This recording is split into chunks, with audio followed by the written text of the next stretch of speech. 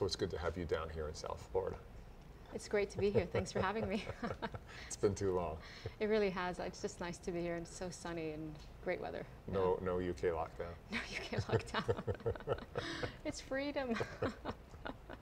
So tell me, bring me up to speed. Where are we right now with everything going on with Proximity? I know we just sat outside and you were wrapping up a call with a big strategic. I mean, it's just been the most fast-paced 6 months we've had in, since we started. It's, we moved from about 50 hospitals to close over 200 hospitals in a period of 6 months. Our team doubled. Now we're hiring people virtually, which is an interesting model to take. Well, it's a virtual company, so you have to take your own medicine. It is, and it's been really interesting seeing, not that the need wasn't there before. I think there's a misconception often that COVID has created the need. I think the need was there, when we looked at 2019, we were doubling quarter on quarter in terms of engagement, usage, footprint, and we were seeing a really nice kind of trajectory of where we were going.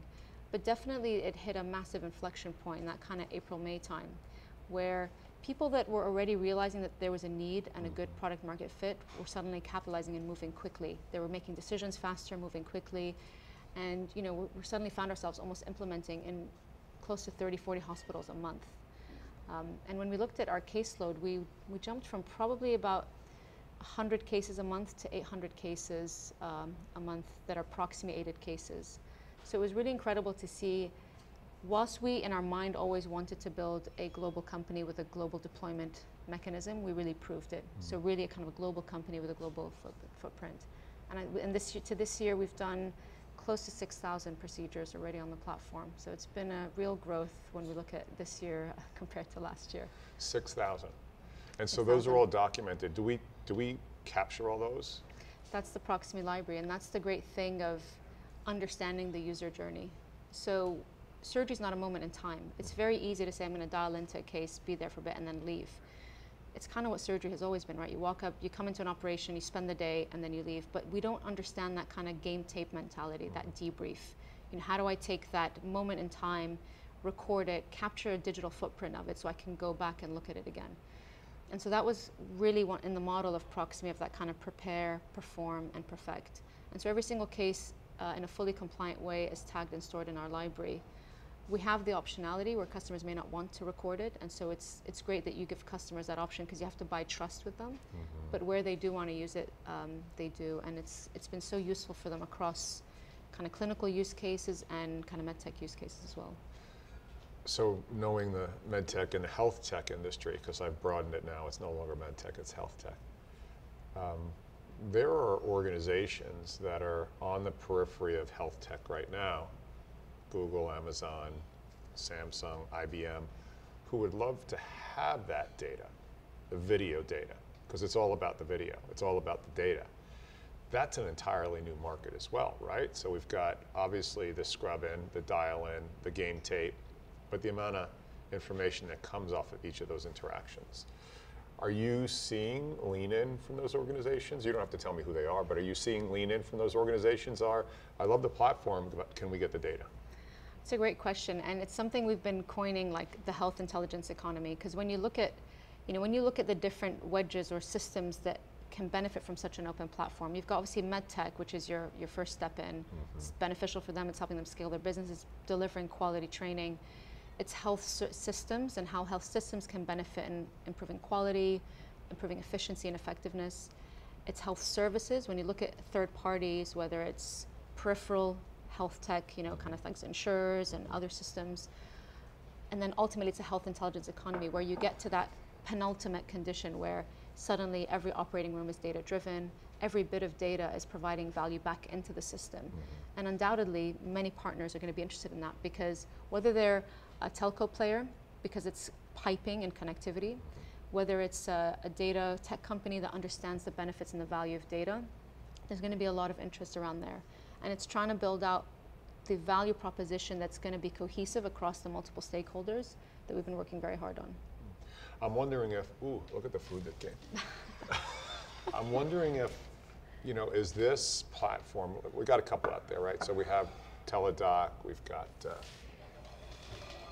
Agile, we've got Proximity, of course, but I'm wondering if this is the very first category that gets picked up by a non-medtech player. So it's not J&J, it's not Medtronic, it's not Boston Sci, it's not Edwards. I'm just curious, what are your thoughts on that? Because sure, you're an entrepreneur, you're a surgeon, you're a CEO, and you have investors, right? The whole idea is to change the world and maybe make some people some money.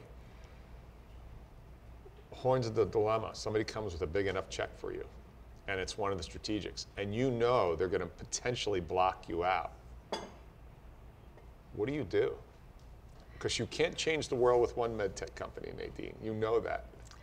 It's always, it's something I always think about as well. And I think, we're, as a team and as a company, we're very mission driven. I mean, ultimately, when we look back at the story of Proximity, I wasn't looking to set up a company, I was looking to make impact. That's what we were trying to do. We were trying to improve quality, democratize access, build a much better model for surgical care delivery.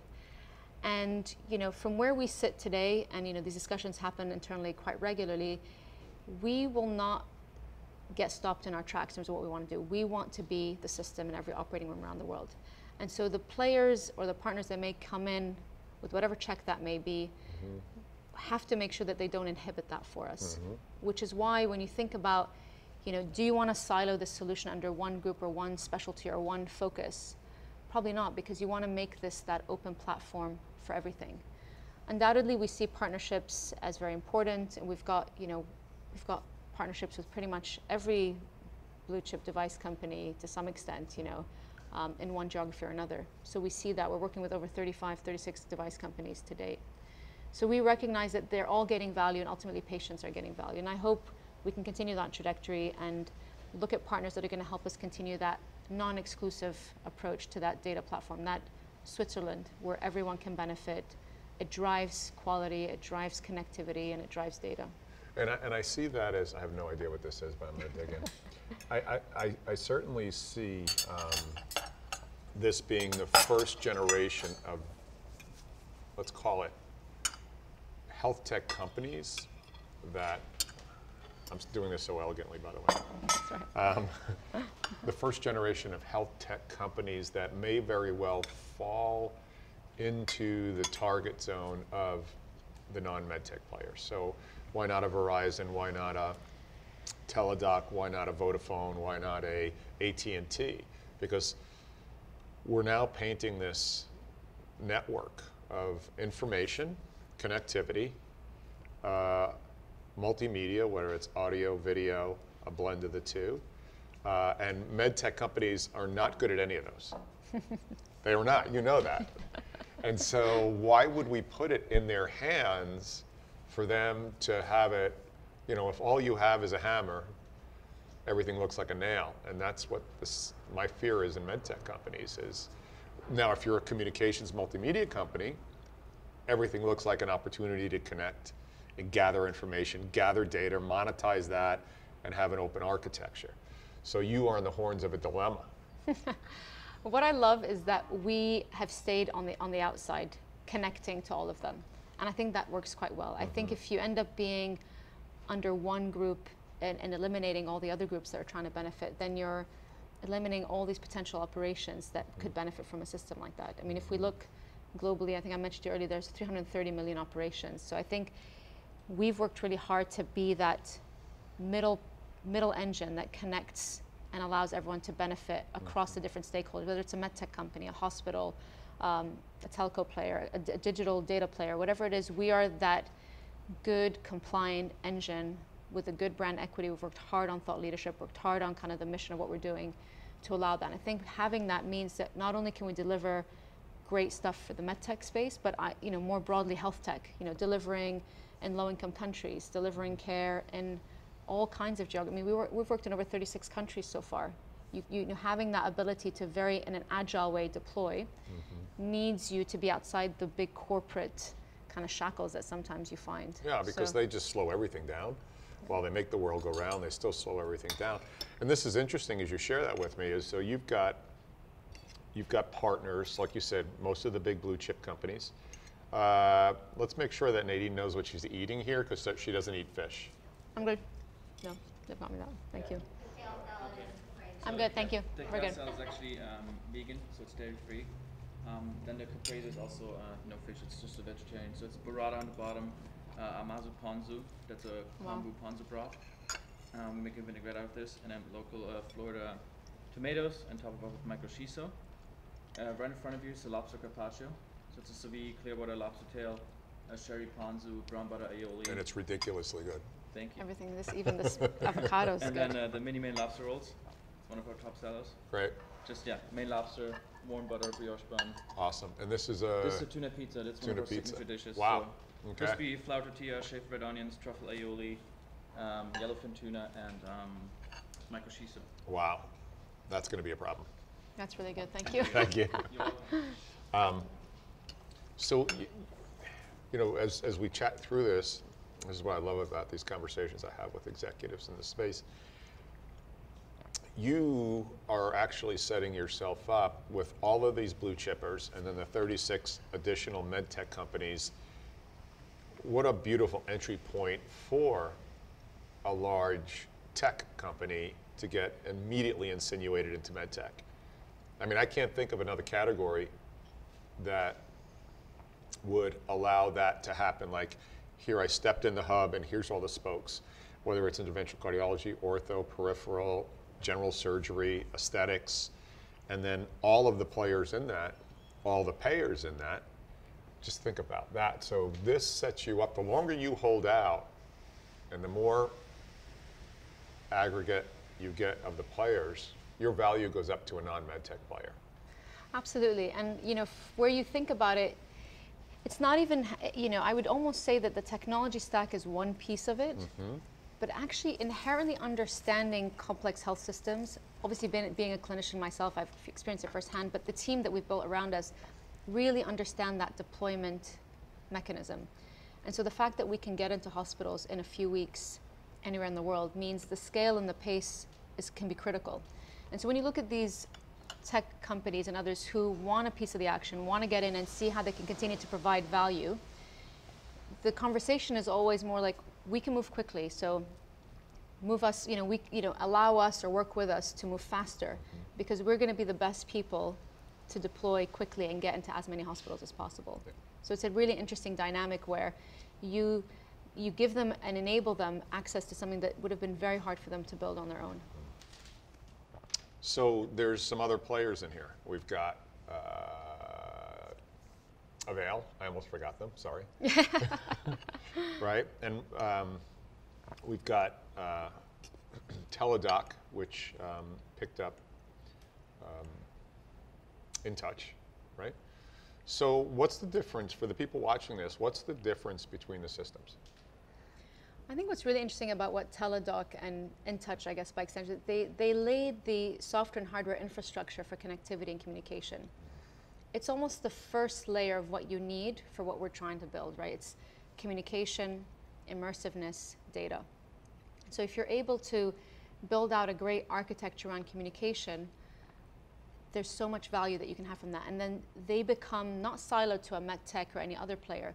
They become the engine that enables all health systems or hospitals or clinicians and patients to benefit from that. And so I think what Teledoc did with the partnership is very interesting. And that, for me is probably one of the strongest plays, I think, in terms of connectivity across health systems. When you look at Avail, I think what's interesting is the robust kind of hardware software approach they've taken. I mean, interesting company, great people, great board members. But they're quite focused on the MedTech rep play, and that's an exciting business in and of itself, and credit to them for moving that forward. Our approach has been a bit different because we believe you don't have to bring hardware and software together that are interdependent. You can take a software approach and be hardware agnostic so that you can integrate into an architecture that may already exist, into a hardware business that may already exist, and therefore be much more scalable globally in that approach. They're obviously moving forward with the work that they've done, and we wish them the best of luck. But I see those as two very different approaches where you're building a business that's solely focused on the MedTech companies, not necessarily the system play. and you see the connectivity, which is let's lay the pipes because we're going to be the first player who's going to be the biggest in the region, and then think about how others can layer on top of that or benefit from that in the future. So I see that more of a health tech play and that more of a med tech play. Did you purposefully design Proximy so it was not dependent on hardware? Yes, because at the time that augmented reality had just come out, everyone was really obsessing about headsets. And there's definitely value in the wearables, and I can see that maybe in 5 years or 10 years, we'll use that more. I think at the time, I just thought as a surgeon, I'm not sure I'm going to be wearing one of those every single day. I can see a lot of value educationally, and the use cases are becoming more coherent now. But at the time, I just thought, why do we have to be cost prohibitive? Why is it that you can only access this by this headset? What if I could build a software that you could access with a headset, you could access with your phone, computer, tablet, robot, laparoscopic sac? Why just not make it more accessible? Because there's often a misconception that you only operate with one tool, and surgeons aren't robotic surgeons. They're gynecologists, urologists, general surgeons, colorectal. They're not a robotic surgeon from that point of view. So the robot is just a tool that they use to enable it. So we wanted to make sure that we could seed into everything that was in operating rooms around the world. So what would you do different now with what you know, if there'd be anything? Or what, maybe another question first. What concerns you about the industry with where we sit right now in regards to this virtual engagement? I think the opportunities are growing very quickly. So just if I look at the day-to-day concerns, how can we keep up with the demand? Because there's just so much need and so many geographies to do this. We're a company of 55 people, and we're being asked to go to some of the biggest markets around the world. So it's always about managing that. But I think if I look more globally, in my mind, I can see so many more use cases of this platform, and the ambition is very big.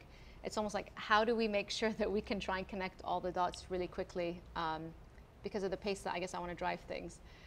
What I recognized early on is that you have to build a lot of good thought leadership around what you're doing, the good benefits, why we're doing this, and educate the public, because it's a completely new way of doing things. Surgeons have been doing the same thing for hundreds of years.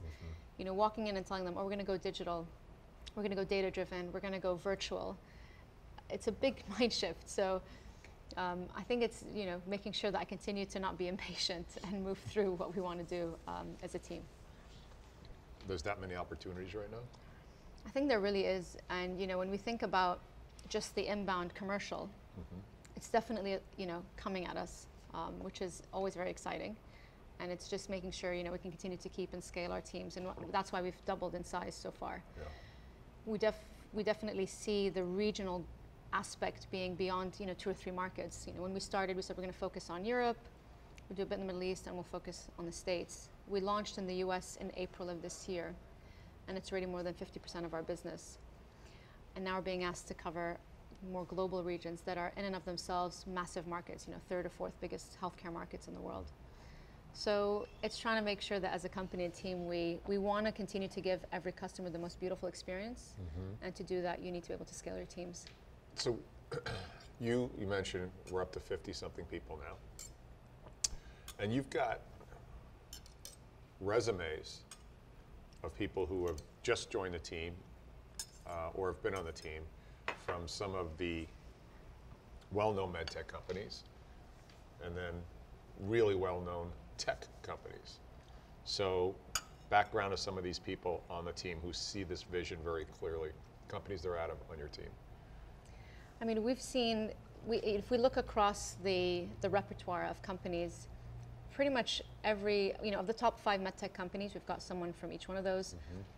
The top tech companies, you can talk about, J&J, Medtronic, Olympus, Boston Scientific, Google. We've got that kind of caliber across the team, including things like data security from the fintech industry or the finance industry. And that ability to bring people from so many different groups together under one hood that's very mission driven, saying, it doesn't matter if you didn't do this in health tech before, but you understand inherently some of the technological needs that we need. Or the fact that you've all worked in these big corporates, come look at how we can do this in an agile way and scale faster, has been very much an appeal. And I think as a culture in the company, very much that we're going to do this at scale, we're going to change the world, we're going to change surgery. This is the company that's going to deliver it. And I can say, you know, hand on heart, the feedback we often get from people is, I want to come work with you because of all the things we've seen out there and of all the companies out there, you guys seem to have cracked how to do it at scale, how to build an exciting commercial business for sustainability as a business, but how to do something that is really so focused on the human story and the human impact. And trying to find a way to balance and dovetail those two together can be difficult. So you're no fish or pork, huh? I'm tending to be more vegetarian lately. I don't know why. It's a pretty healthy move. Yeah. Do you do cheese? I love cheese. Ah, okay, there we go. One of the things that your organization's done extraordinarily well, and part of MedTech is starting to get it, part of Healthtech is starting to get it, is sharing your story outside this classic sort of distribution channels in MedTech. You know, I've seen you, I think, in Forbes. I've seen you on TED Talks. Certainly featured in the non-conventional health tech rags magazines. Is that the world just finding you, or is it part of your compulsion to share the story? I think it's a combination. I think so far, you know, we've been very fortunate that a lot of what you see out there, I think most of it is actually inbound. You know, we don't go out and do sort of pay-to-play type marketing. You know, I just believe that if I want to put something out there, I want it to be truly because someone's interested in what we're doing and they want to share our story. Mm-hmm. So today, and we've been going for several years now, we've never really paid for a piece to be out in any press. Yep. What's really important for me has always been showing vulnerability, showing the human story, sharing my personal experiences, why I did this. You know, I'm not your typical serial CEO, entrepreneur, you know, that's, you know, I'm a surgeon. That's what I'm, yeah, I'm a surgeon. But what I do have is the desire to make a difference and that kind of grit and perseverance, say, you know, whatever the battles, how difficult it's going to be, whatever learning curve I have, I'm going to move quickly and bring people around me that really understand it. So we've been very focused on storytelling. And I think storytelling is something that you do very well as well. It takes it beyond just what's the features of the application, what's the technology stack, you know, what are the 5 features I'm going to get for X, to how am I going to change someone's life? How is this going to change surgery? How are we going to transform this industry? And that becomes bigger than one person or one thing. It becomes a global ambition that, you know, even beyond me, as this kind of grows and scales, becomes something that we can look back and feel that we've kept a legacy, or, you know, made a legacy that's long lasting. So I'm very driven by legacy building and change, and that's perhaps reflective in what we do and what we put out there. You had mentioned in one of our previous conversations that you had made a decision, I think in your early teens, to become a surgeon, and in particular on the aesthetic side or reconstructive side, on the right? Reconstructive side, yeah. Now, there's not many 13-year-olds who think about that, right? No. Yeah, probably a bit geeky for the age, but you know, I don't think people always get the pleasure of that. But when you find something that your heart just tells you that's what, you know, that's it. That's what I want to do. It was, you know, I still remember that day. I still remember coming home, sitting on the couch with my mom saying, this is it. I found what I want to do. Well, how'd you get there? Not many kids are doing reconstructive surgery. So I was raised in San Diego, California, and in my teens, my parents moved us back to Beirut, Lebanon. It's where my family is originally from. To spend a time there, getting to meet the wider family and kind of back to our roots. So during those years, we obviously saw a lot of things, and it was in the 90s. It was post-war Lebanon, but there were still a few battles and things that were happening during the 90s. So we saw firsthand some of those difficulties, and you see firsthand the consequences of war. Not just war itself, but the long-term consequences, which can be really debilitating. You know, patient morbidity, not being able, you know, limbs, you know, and all it's those usually not the warriors, it's usually the civilians. It's victims, civilians that just were caught in the crossfire. So, you know, I started to see that around me as we were going, you know, around the city, and you just see it around you all the time. And we had a relative, a friend of ours, who was a plastic surgeon in New York.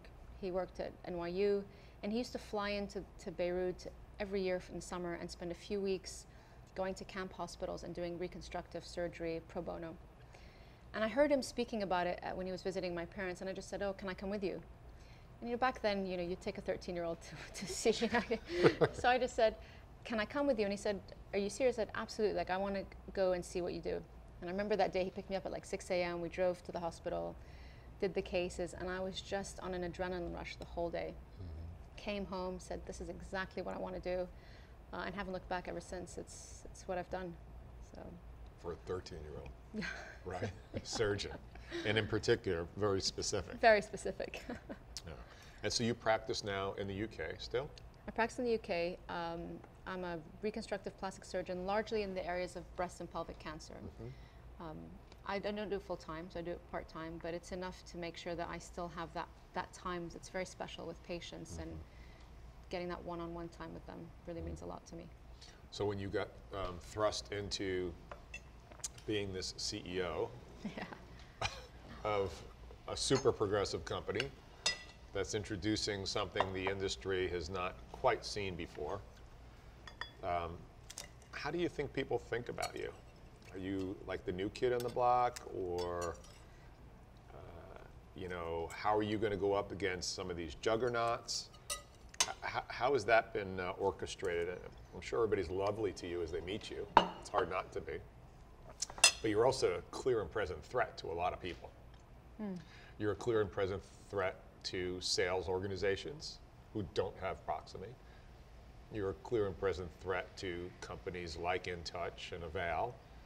And you and I have seen emails from some of those companies about, look at our company, look at our experienced CEO. So here you are, this hyper-intelligent, stunning surgeon who's a CEO, who's a huge threat. Do you get a sniff of that ever?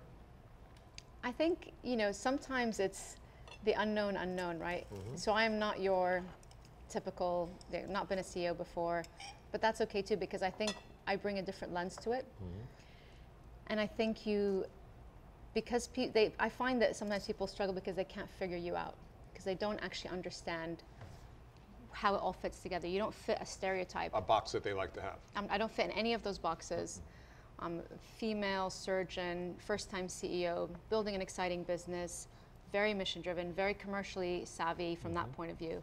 They just don't know how to place you, and I think that uncertainty often throws people off and makes them unsure.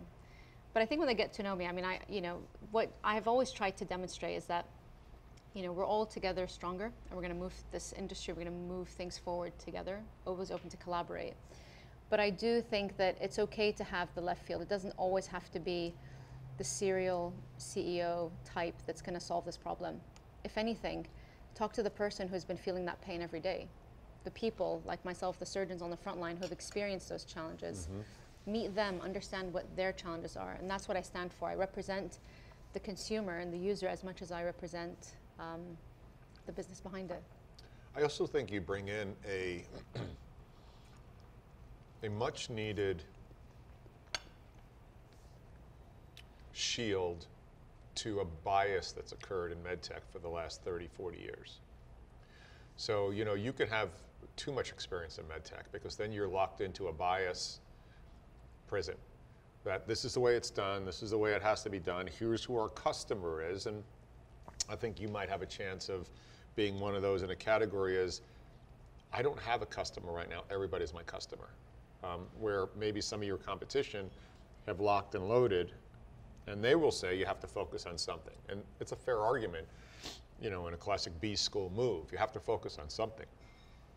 But I think you scare them by having a wide open sort of mindscape right now. Yeah, because you don't have any, I don't have any preconceived conditions around, how this should work, or, I've not done it in many other companies, and I like the ability to be different and agile. When we think about even how we run the day-to-day stuff, we try to take it outside of that standard corporate. I don't think this space needs that kind of structured corporate approach. There's an element of it as you scale, but I think that early bit when you're really trying to transform hearts and minds and show and demonstrate the value, you have to take an approach that's that's just different. It's human. It's about listening. It's about speaking to them and understanding what drives them, as opposed to, this is my balance sheet, this is how I want to run things, this is my go-to-market strategy, this is my pricing model, which is very, very traditional, I guess, from that point of view. So everything that we do, I guess, is atypical, including myself. But I love that. I love that, you know, we can be an example, or I can be an example for future individuals that might be interested in the space and have been turned off because they're concerned that they don't fit that box or that stereotype.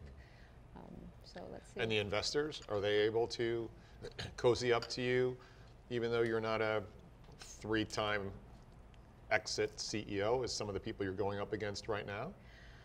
My feeling, at least from the investors that we've spoken to, is that, you know, we do a very good job at building the compelling story, as well as the exciting business. And I think, you know, they're quite enamored by this. You know, she's really she's got commercial savviness that we wouldn't expect from a surgeon. So she actually understands how you need to drive this business forward. But at the same time, she really understands healthcare and complexities and how to navigate that. And it's very hard to find the mix of both. And so oftentimes when you're sitting and pitching and then they start to talk about, you know, financials or what's the business, I'm like, yeah, I can talk you through a P&L, I can talk you through the financials as well. And they're like, okay, so she can actually do all those little bits, so that works, you know. But we've had some really great investors. We've got some, you know, your typical institutional ones, but we've also got some really great, you know, high net worth individuals that have come in as well. And, you know, one of our investors was one of the CTOs of Uber. So really kind of getting his lens on operational scale and how do you have to do it in a very quick way, very agile way as you're trying to keep up with the demand. You know, we hear great stories of how they tried to work through that, and we learn a lot from them too. So Uber. Yeah. Yeah. So you've got the right bench behind you. Yeah.